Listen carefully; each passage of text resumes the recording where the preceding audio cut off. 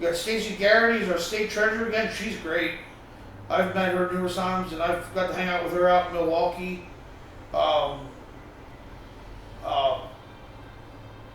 You got Dave Sunday, who's our new state attorney general. He's gonna be awesome. He was the DA down in York County, and dude, that guy was fighting crime down there like wild man. Like you're between Harrisburg and Baltimore. Yeah, it's not good. And you can drop crime like 50, 60, 70% in that area where a lot of crime travels between Harrisburg and Baltimore. You're doing something right. Yeah. So I think he's going to do a great job as our Attorney General. I like RFK. I love RFK. I think he's great. I think it's Baja, make America healthy again. I think it's going to be a blast. It's hard to argue. I mean, he does say some stuff that a lot of people don't agree with, like vaccinations, blah, blah, blah. Right. But the data is proving him right. Yeah. And it's becoming undeniable.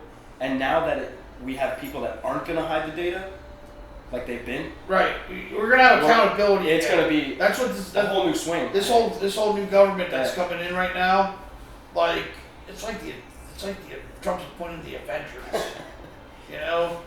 It's like. Now I'll be honest, I do not like everything Trump does. Right. I don't like everything every politician does. Right.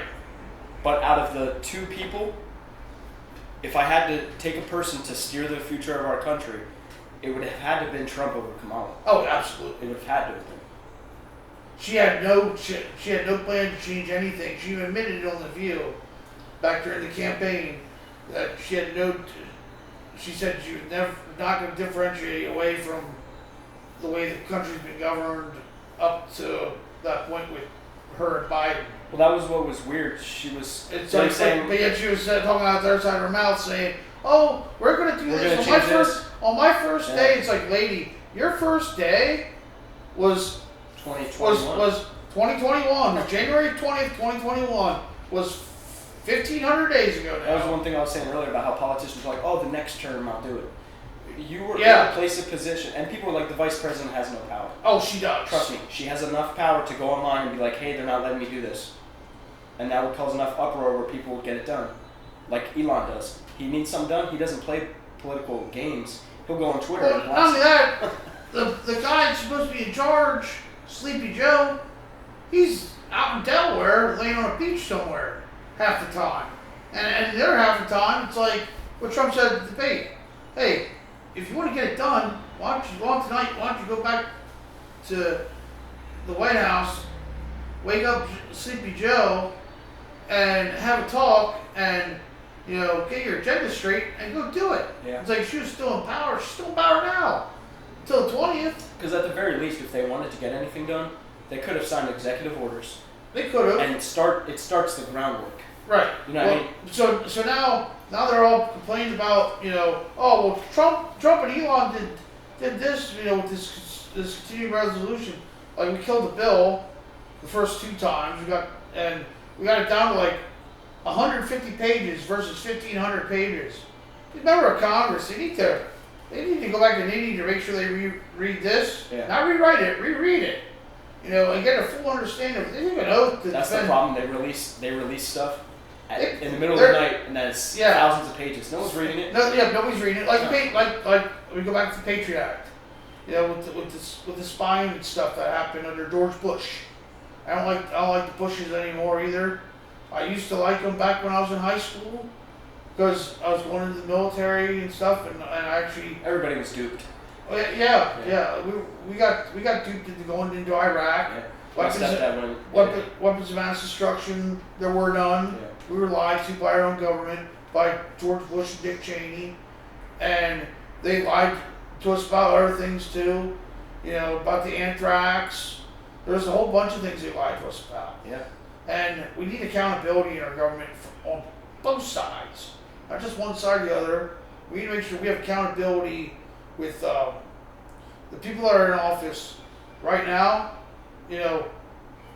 Headwinds are coming their way, and it's not going to be good for them. What's coming. But We need accountability. We need justice in this country. Yeah. Like, you don't just did the with the J6. Oh, we're gonna lock all these people up and use the criminal justice system with lawfare. That's a big freaking no. Can't do that. And you know what those people did with targeting. You had Lois Lerner of the IRS targeting conservatives and Tea Party people back in the Obama years.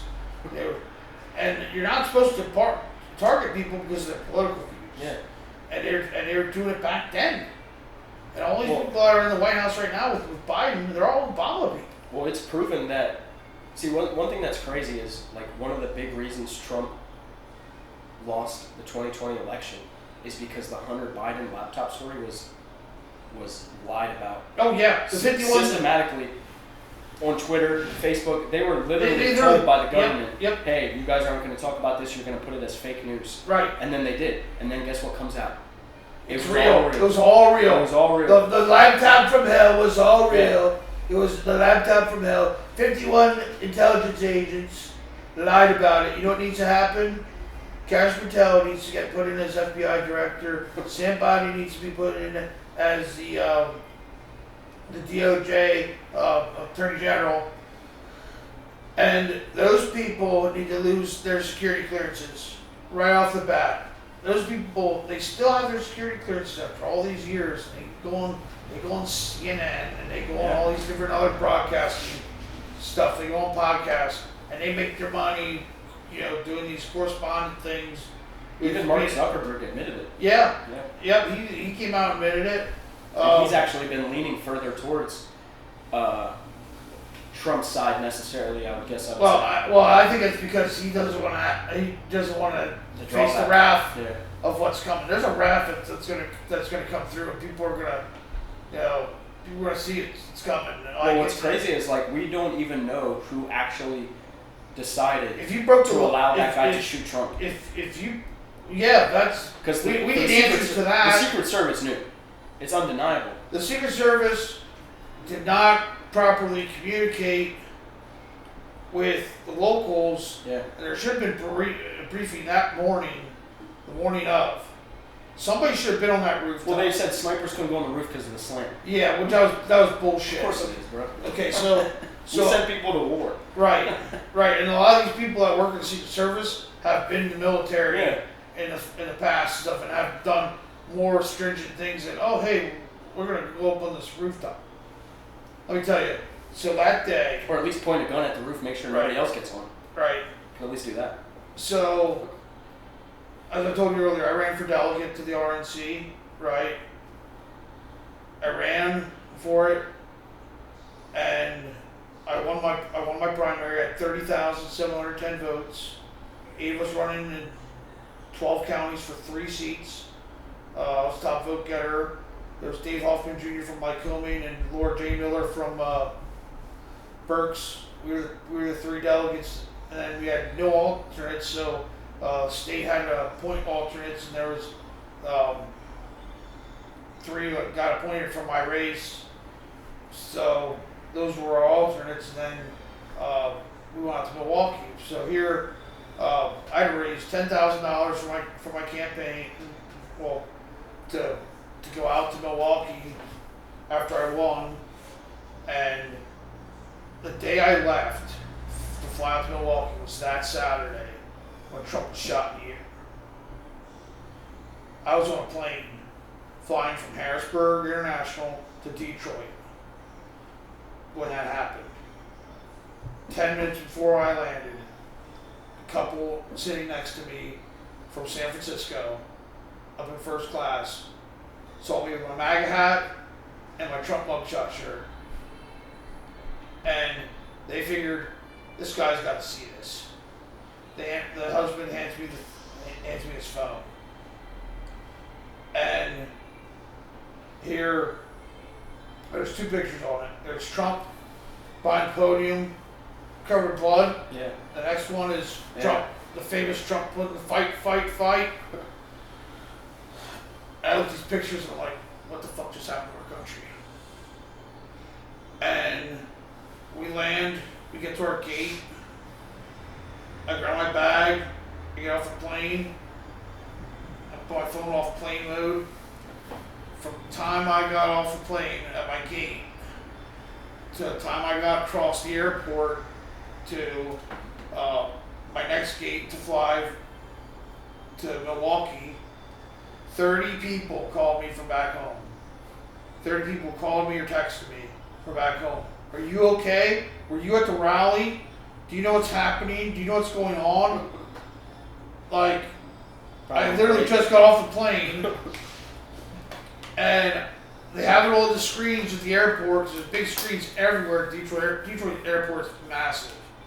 So, people were just called, like I said, 30 people from back home called me. And thank God people did call me and asked, how I was and everything else, and to let me know what they saw was going on and whatever, and to check up on me. I'm glad people called me that day and did that.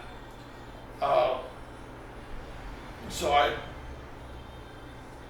fly my next flight. I get to Milwaukee, and van comes down from our delegation. You see, we had our own hotels. Like Pennsylvania had their own hotel. If you were the Pennsylvania Republican Delegation, you had your own hotel. It was like $400 a night. Really? Yeah, it wasn't cheap. So we had a guy drive a van back and forth from our hotel, which we were like an hour outside of Milwaukee, to the airport to pick us up and stuff. So I got picked up there at night. I was the one that got picked up late that night, and we get to the hotel and everything. And I get checked into my room and stuff, and start trying to unpack everything in my mind. Okay, I go open my phone, and I'm trying to stay up to date on what's going on, and I see a video of Trump landed somewhere. He's getting off the plane. He's okay. And I was like, thank God. And during that week, politics can be contentious at times, different times and stuff. But it seemed like that week we were so unified behind President Trump that after what just happened, because that could have been a lot different. Had he not turned his head to the right, that would have been on TV. I seen the mock of it, and it was like, had he not turned his head at that exact moment, it would have went right through here. And people were like, "Oh, he probably faked it." Yeah. And even the FBI director was like, "Well, I was shrapnel. Where was the shrapnel coming from?" Right. And one of the audience members got killed. Yeah, the firefighter. Yeah, I don't know who it was. I know it was like a dad trying to block his family. I'm trying to remember his last name now.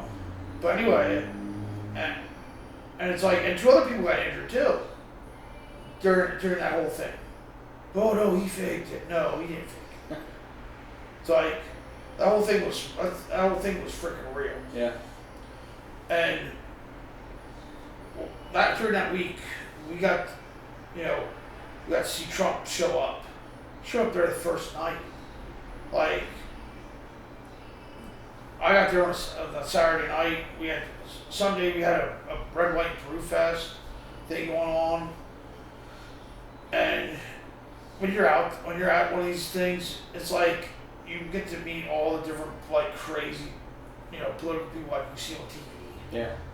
Like people that are in Congress, or people that are in your state house, or the people that are, commentators on your podcasts and stuff. I even got to meet Kane, the wrestler. Yeah. He's the mayor of Glenn Jacobs. He's the mayor of Knox County. I got to meet him. I got to meet a lot of people. I got to meet the Trump kids. I know. Imagine your mayor's Kane. I know, right? That'd be great. Your county mayor is Kane. He should just stay in character. He was cool. He was really cool. He seemed like a cool guy. I got to talk to him on the floor of the convention. That place was nuts, dude. When you're sitting on the floor of the convention, you're sitting there packing like sardines, and it's just bodies everywhere. Dude, it gets so freaking hot. Oh, I imagine. Yeah. I'd have to go out. I'd have to go out and get fresh air because it's like, dude, it's like I cannot. It's like I can't sit on this damn floor and be down here all this long. So there are times where I was in and out. One of the most memorable times. I'll show you a picture here. I have it on my phone. We were on the floor of the convention. Second day, Dave McCormick's up speaking. I saw McCormick. He was up speaking it, and he did the fight chant, and here I was standing in front of the PA delegation. We were all the way up towards the front, right? Like we were definitely center of attention. If people found out you were from Pennsylvania, they knew. They told you right then and there, hey, you guys got a lot of work to do. You guys got to win Pennsylvania for us because election, whoever wins Pennsylvania is going to be the president. Like people took it seriously about the PA or any swing state. If you're from any swing state, they were like, you guys got work to do. So I guess we do. Like there was a picture of me and Kane. Yeah, dude's huge. Yeah. I used to watch him when he was a wrestler back when me and my brothers were kids. Oh yeah, same. I was into wrestling as a kid. He was one of my favorite wrestlers. I actually saw Kane years and years ago when they came to Hershey, and like he was the biggest wrestler there that night. Yeah. And I got to see him do like the fire thing and everything. Oh yeah, pretty wild. So I didn't meet like Governor Scott Walker that night at Brewfest. Had filet mignon with him and his wife. Yeah, I mean you're bumping elbows with big people. Oh my right? God, yeah, like she was the so this lady here, she was the ambassador to Denmark. Oh wow. And that's in Milwaukee? Yeah, this is all in Milwaukee. Vivek. Yeah. You know, I got to meet Vivek. You know, I got to meet. You ever see the Benny Show? Benny Johnson. Sounds very familiar. Can't say I recognize him though. Okay. That sounds familiar. He's always hanging around Trump all the time. You know the My Pillow guy, right? Yeah. Mike Lindell. I got to meet him. I got to meet Cash Patel. I got to meet a ton of people. But anyway, going back to when David McCormick was up on stage doing the fight thing. Let's see if I can find the picture here. I have it here.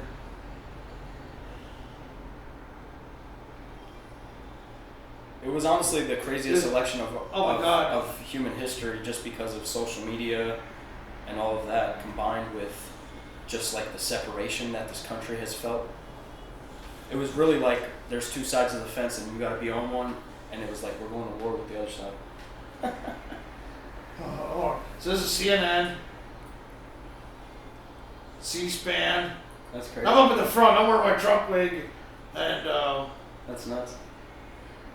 Like all the cameras went right on me, and I'm standing right between Congressman Dan Mueser. He's our congressman right now. He's been our congressman since 2018. He's doing a great job. I think he's done a terrific job so far as a congressman. And I hope we have him for a couple more years yet. He might move up into other places and stuff. There's talk he might run for governor. If he does, I'd support him 100%.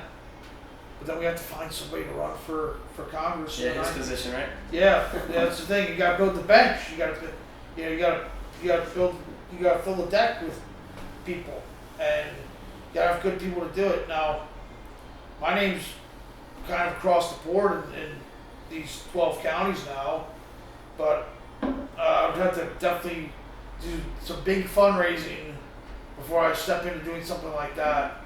You're at least building the groundwork, though, right? Yeah, I'm always working on the groundwork for, there's always potential for something to come up, like, county, on the county level or or in my township or school board or something like, And you gotta remember some of these positions like school board, township supervisor stuff. You don't make a Nothing. lot of money. Yeah. I don't even think school board gets paid at all. No, they don't. But it's a lot of time. And Oh, yeah. You gotta be. Well, it's like if you. I But don't those school board races are very important, though. Yeah.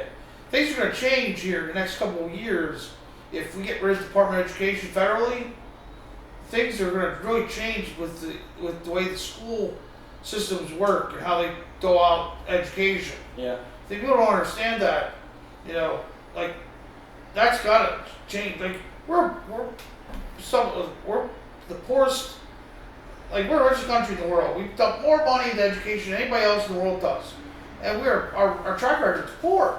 You know, It's piss poor. We spend the most on healthcare, and we have the lowest life expectancy of all modern world countries. Right. Crazy, right? First world countries, right? Doesn't even make sense. It doesn't make sense on how that's allowed. No. And the thing is, But we're being it's poisoned. allowed. It's allowed, and It's we're being. allowed. And you know what? These other countries in Europe, like, they banned a lot of this food additive shit that we have in our The country. European Union. Yeah, the EU and stuff. Like, their stuff, they can't have that stuff in because like preservatives, the seed oils. Yeah. It's terrible. Like they used Seed to make oils. they used to make Fake food. Yeah, like they used to make your McDonald's with, was it beef tallow? Well, beef tallow is Beef what tallow? we should be eating.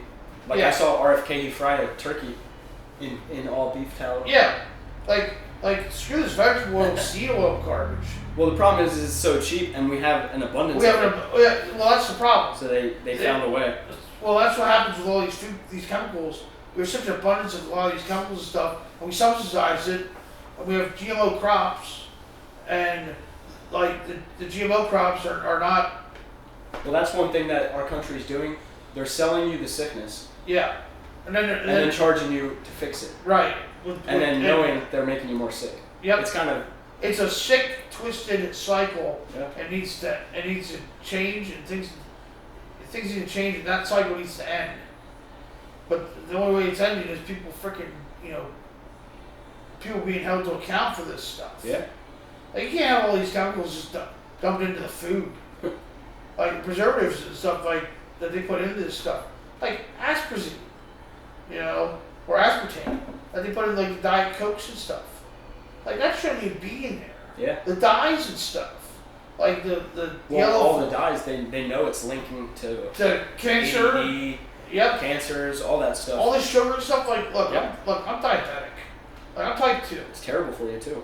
Right? And like it runs in my family.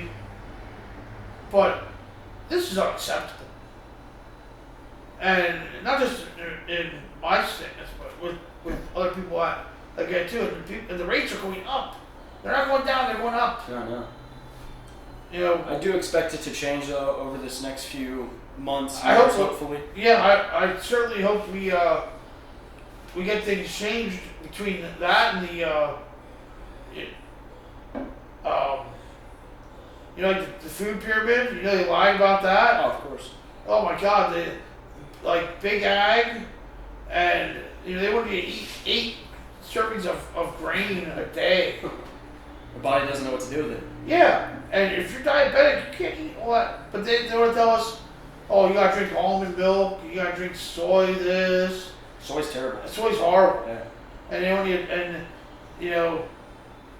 if you eat all that grain, you're diabetic like me. All it does is turn to sugar. Yep. And that sugar just gets stored. You just get heavier, and it just gets because you don't use it all. Yeah. But the ADD epidemic and stuff, like more and more kids are getting autism now. Yeah. With all the vaccines they take. Back when I was a kid, we took some. Don't get me wrong, we took some vaccines, but that's what these kids are getting today. Well, the problem I don't think necessarily is each individual vaccine. It's the schedule all at once. The schedule, yeah. You're giving kids, supposedly they're getting 400 times the amount of like mercury that a human is supposed to have. Yeah. And you're giving it to a 1-year-old. Like, what do you think? Right. sometimes that's going to go over and there. then you got fluoride in the baby the baby water, the baby bottled water. They have fluoride in it. The babies don't even have teeth. Yeah. What do they need fluoride for? What do you need all this fluoride for? Oh, they're supposed to protect their teeth. They don't even have teeth yet. To calcify their pineal gland. And basically cause dementia later. Yeah. You know. Well, they found that like aluminum in the brain, yep. The calcifying of your pineal gland, yep. is actually linked directly to dementia and Alzheimer's. And dementia and Alzheimer's is actually type 3 diabetes. Yeah, I've actually done a lot of research into that too. And my one buddy, he's type 1 diabetic, and we've been talking a bunch about it. And yeah, it's just because your brain isn't getting like right. It's not allowing you to access your memories. Yeah. Like that's like the sick part of it is like, you know. Yeah, and it's like the most important thing of your life is memories. Right. And it's stealing it. Like, you know, you would be able to have memories of when you were growing up and stuff, and you would be able to pass that down, your legacy down to your kids and your grandkids. Or like, hey, I'm 70, I want to still remember my kids. Yeah, I still remember, I don't want to be like dumped up on everything. That becomes a curse almost. Oh, like, it is. It's torture because like your families, they can't understand. It hurts them that they don't know you anymore. Yeah. Or that you don't know them anymore, but it's not your fault. Right. And it just creates this situation where people are in limbo. And then on top of that, we have a guy with dementia right now who's sitting in the Oval Office right now. Is he running anything? It is hard to deny that he is cognitively not there. Right. And his whole party knew it. That's why after that debate. Dude, so I was interviewed back in July about, you know, after the whole debate with Trump and Biden, and like I was by Lebanon about what I thought during my interview with them, and I'm like, they knew about this for years. We told them that Joe Biden was going downhill years ago before he even ran for they president. Just kept denying it. Basically. And they're like, oh no, he's great. He's the best there's ever been. And I'm like, no, he's the worst he's ever been. He's falling down. He's falling off stairs. He's falling upstairs. He's falling off bicycles and stuff. Well, it's not even that, because like people fall, but it's like when he gets off of when he gets off stage, he turns into a robot. Well, like if you're giving a speech, you know how you got on stage, but immediately like he'll look around like where am I right now? Yeah, and that becomes a problem when you're also the same guy making life or death situations for young soldiers that go to war, right? Or especially Afghanistan. Yeah, you know that should have never the way that was done. That should have never happened. The pullout. Yeah. Oh yeah. No, I wanted our country to get out of Afghanistan for the longest time. See, I was in the National Guard for 6 years. I had a year in the reserves, and I have a lot of friends of mine, and I have family and stuff of mine that's been over to Afghanistan and been to Iraq and everything. And when these guys come back, they're not the same. No, they're not the same. And military suicides. It's a real thing. 22 people a day. Yeah. 22 veterans, and truth is the numbers are probably way higher now. It's just the last time they checked, there was 22 a day. Yeah. My stepdad was in the military. He served, and he came back and he did like classes for college again, and he did like a big paper on the 22 suicides a day, and just how like military people aren't integrated back into society. Right. You're taught how to do this and XYZ and XYZ, but you're not told how to do all that and then come back and be a dad again. Right. Properly. Right. Or get off the medication that they were feeding you. Oh yeah. Because a lot of people come back and they're banged up. The military used and abused them. They get 5 surgeries, now they're on Percocets for their whole life, and they become a drug addict. Then they spend all their money, now they're homeless. And there's no like recourse of how we fix this situation. No. It becomes a problem because now you want all these kids to go fight your wars, but like who's fighting for them? Right. And not only that, what are these wars really about? And it seems like we're spending power. It's power, but we're also spending hundreds of billions of dollars in Ukraine, right? And they're launching our weapons into Russia. Yeah. So which is going to lead to World War III. Yes. It's inevitable. Right. It's going to lead to World War III. Because China's already with Russia. North Korea's already with China and Russia. China wants Taiwan. Japan is with us. And Iran, and Iran with the Hezbollah. And that's not even mentioning that Middle East stuff. Right. Yeah. This is just Asia. It's Asia and the Middle East. But like before, the whole problem was Middle East. Now, like the biggest problem in the world is that part of Asia. Right. And like I think China was waiting till Russia took Ukraine because they're gonna go and get Taiwan. Because that's the microchip center of the world right now. Right, but here's the thing now with Donald Trump getting elected things have thankfully hopefully they steer right. Right, things have hopefully steer right now since Trump was elected back into the White House. People can say whatever they want, and at the end of the day, Trump is a businessman. Yeah, and he spends his money in U.S. dollars. Right, and his companies are predominantly here. He does want to make America strong again. He wants to make us strong again, wealthy again. He wants us to make our own products. Yeah, because if Americans have more money, he makes more money. That's true. That's true. It's just common sense. But it's also the fact of this country forever has been getting ripped off. We've been getting ripped off by everybody. Yeah. Like people are nitpicking about tariffs. Okay. These other countries already tariff us. When have you seen a Chevrolet in Japan? Never. When have you seen a Ford in Germany? Yeah. Almost never. Like they tariff our allies, our closest allies, tariff the crap out of us, and then they hardly pay anything towards NATO. They pay hardly anything towards UN or World Health Organization or any of that. We're paying the big brunt of the bill for everything, and they're paying hardly nothing, and then they want us to defend them if they get in trouble, and we're getting ripped off. Yeah. And it's like, if we'd have tariffs on these other countries, it'd make things, it would level out a lot of things that are going on. Like, China has plants in Mexico to build cars. They want to fucking build those cars, they want to push them into the United States. Well, Trump said, I'll tariff 200%. Every single one of your cars are coming from your plants in Mexico. You won't sell a single one of them here. Yeah. Which is going to mean people are going to start buying. You got to bring your companies back to the States. It's why Tesla and Elon decided to keep his plants in the U.S. There's a deal right now that Trump's come up with where if you invest over $1 billion in the United States, that the checklist of things is going to be fast tracked. Yeah. Right.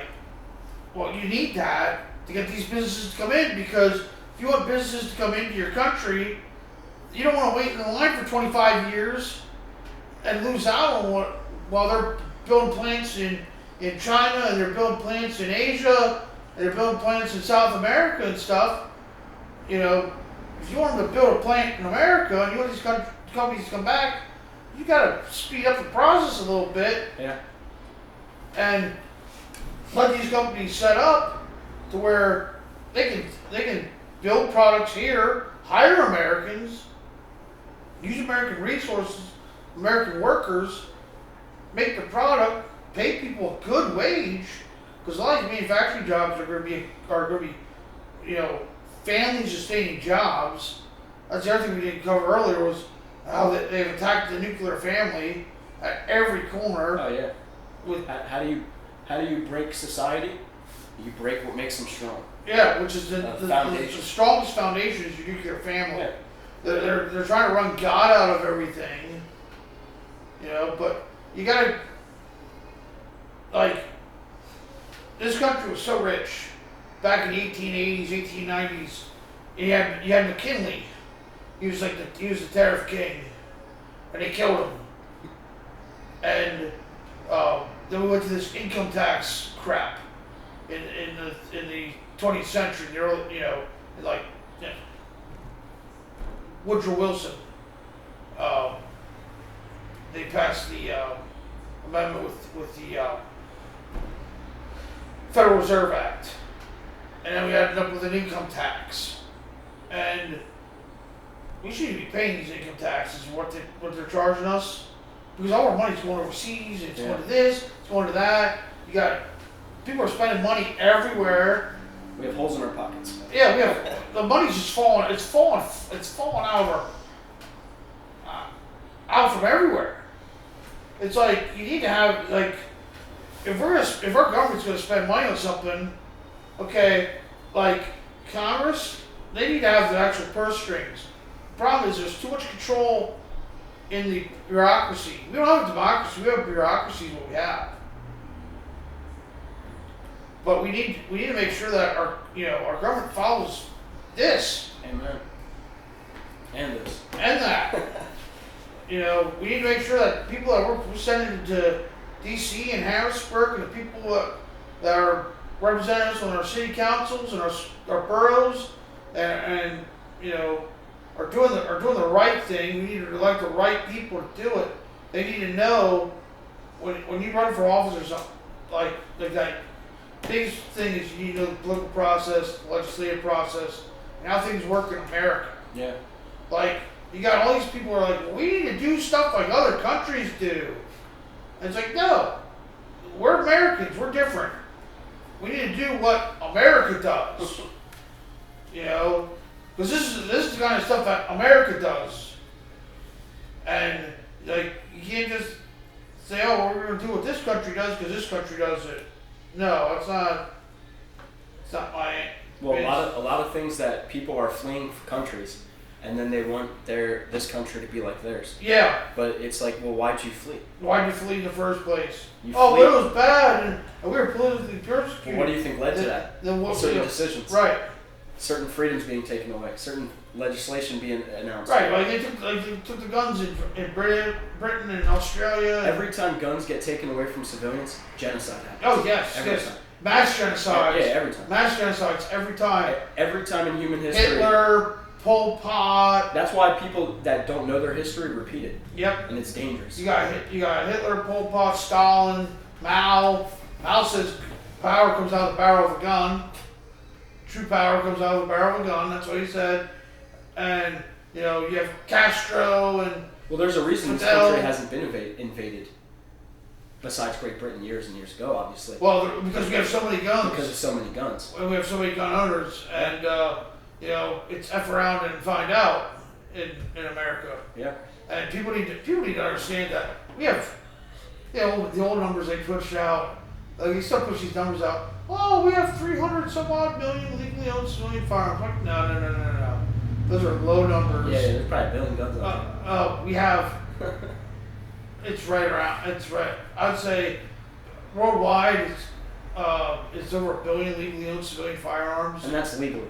Right. That's legally Because in Chicago, nobody owns a gun legally, but everybody got them. Yeah. You know what I mean? There's millions of people. Like there's legally owned civilian firearms, right? Worldwide is probably about, say it's over 1 billion. America, we got about 600 million of them. Yeah, it's crazy. And almost double the amount of people. Yeah. And the rounds that we have, trillions. Trillions. I'm not bullshitting you. That's in the hands of the people, not the government, not your local cop shop, not your local sheriff's department. The people. This has been a great interview overall, Stephen. Yeah. I'd honestly like to interview you again sometime and continue this. I do have to kind of close this one out. We gotta we got a inauguration coming up on January 20th. Yeah, we should do one right after that or right before that. I'm looking at going down there for the inauguration. I'm waiting to see if I get tickets or not. But we're having, the inauguration's coming up here on January 20th. It's going to be absolutely incredible. The adults are going to be in charge again for the next 4 years. We need to make sure it stays that way. And we need to make sure that we get not just 4 years out of Trump, but we need to get 8 years out of Vance and 8 years out of somebody else. Maybe Gabbard. Well, maybe Gabbard, but I'm 36, so I'm constitutionally eligible. Hey, maybe you, buddy. I was hoping Imagine. I was hoping this past year I would have gotten picked to be VP. But I'm happy that Vance got picked, and I'm happy that we won. But in 4 years from now, JD Vance, if he's the new face of MAGA, he's gonna need a VP.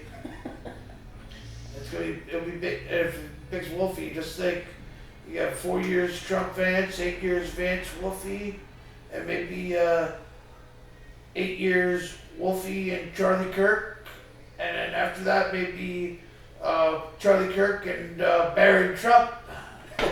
Barron Trump's gonna be something. He's gonna be something. He's gonna be so big league. Dude's like 7 foot tall. I know. I can't believe he's. Oh. They showed pictures. He was like this to Trump. He was like this in the 2016, and then Right. I got my suitcase. I got my suitcase. There's videos of him when he was just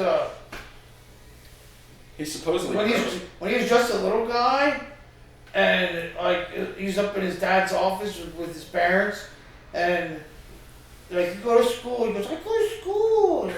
Those videos are adorable of him. And now, like, that was all them years ago, like 18 years ago. Now all of a sudden he's all grown up and going to college, and he's gonna be something someday. I just hope that the media lays off him and the rest of the Trump kids. The Trump kids, they're good kids.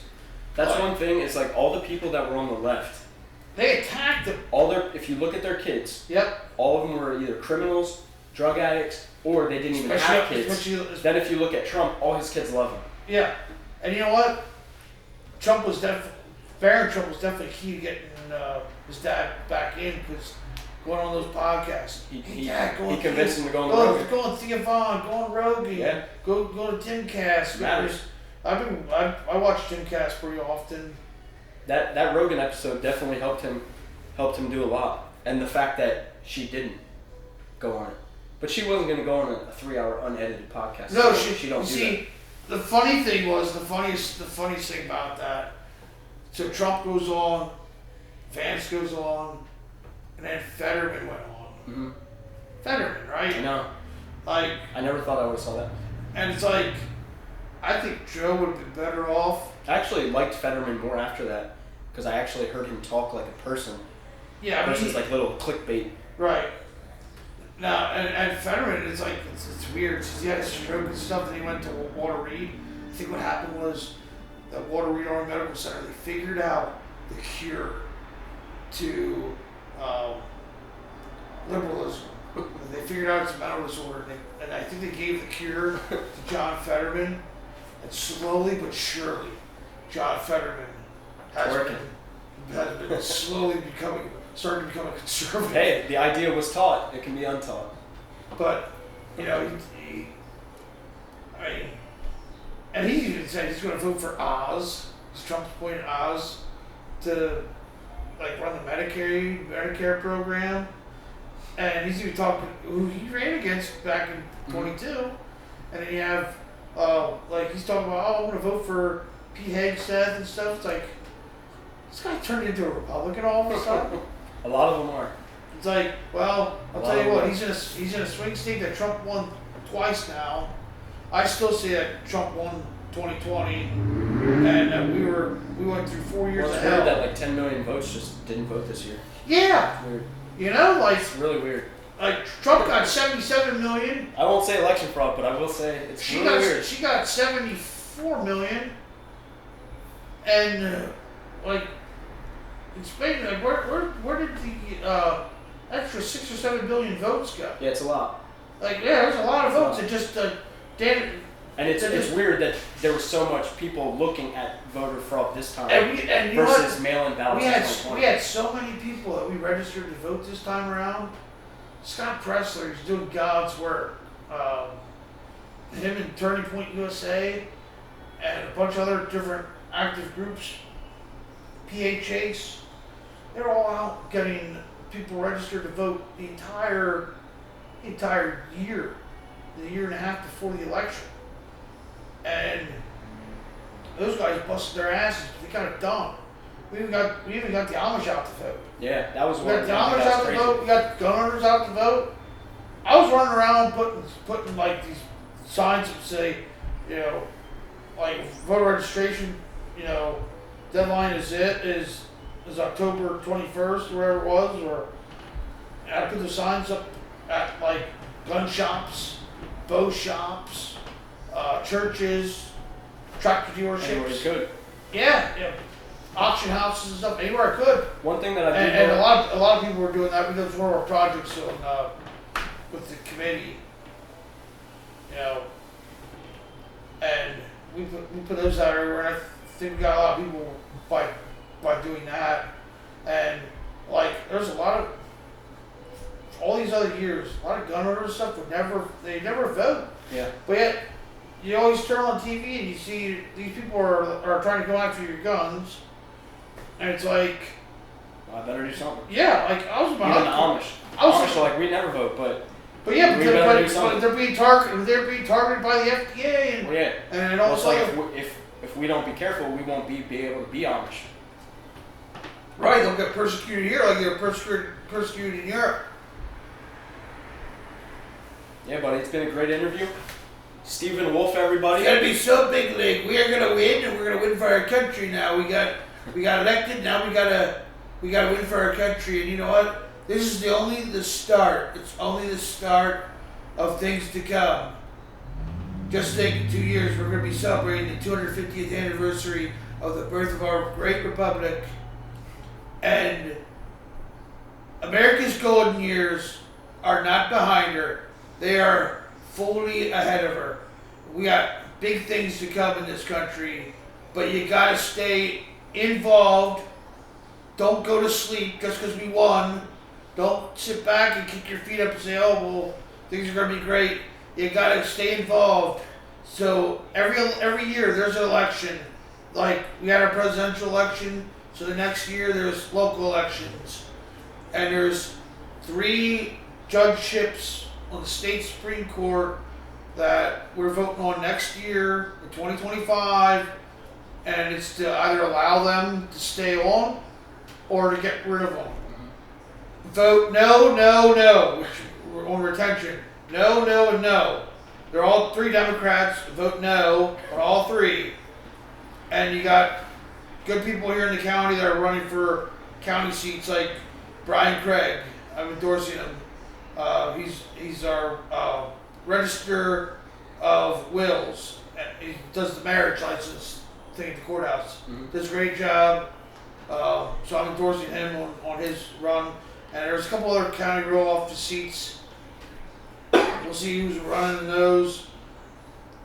If I run for something in the future, I'll let people know. Right now, I'm just gonna help out and do what I need to do between, you know, the next couple of years and get things figured out and straightened out. And who knows, maybe in 2028, Vance Wolfie. It's gonna be it'll be absolutely incredible. You have the Appalachian guy and the Dutchy guy from Lebanon County. Great county, the best county. We're the ones that won Pennsylvania for Trump in 2016. Did It's you know actually that? crazy. Did you know that? Well, like our county helped him win this time too, I think. Well, Or it was like one of the last counted or something. we had such a big landslide statewide that Lebanon County didn't even. We It was mattered, done by then. but yeah, Yeah. it mattered. But 2016, they kept saying too close to call, right? Here, Well, she only won a couple counties. Dauphin County is like one of the. well, when Trump ran against Clinton in 16, came down to 44,000 votes. We were last county called Campbelltown. The line went all day long to Campbelltown. And if you were on line by 8 o'clock, they couldn't kick you out of line. They were open till 10 o'clock at night before the poll closed. We were the last ones counted in the entire Commonwealth. Wow. We pushed Trump 44,000 votes over the top, which gave him Pennsylvania, which pushed them over the 270 threshold. We saved America and the world from the wicked witch Hillary Clinton. And she's a wicked witch. It wasn't Russia, Russia, Russia. And that year I was busting my ass, get people registered to vote, get people signs, Trump signs and stuff, going out to different meetings and everything. And I was way involved then. And they keep saying Russia, Russia, Russia, and I'm like, no, it wasn't Russia, Russia, Russia. It was Wolfie, Wolfie, Wolfie, and the millions and millions of the grassroots, and the millions of Trump's fans, and we're the ones that won the election. It wasn't Russia, Russia, Russia. The Russia thing was bullshit. I told Laura LaPone tons of times in the air, the Russia thing was a hoax and bullshit. Just because they bought a couple ads on Facebook don't mean jack diddly squat. Right. It's all proven now. And Cash Patel was the one that proved the whole Russia thing being a hoax. That's why he's getting picked to be the FBI director. Him and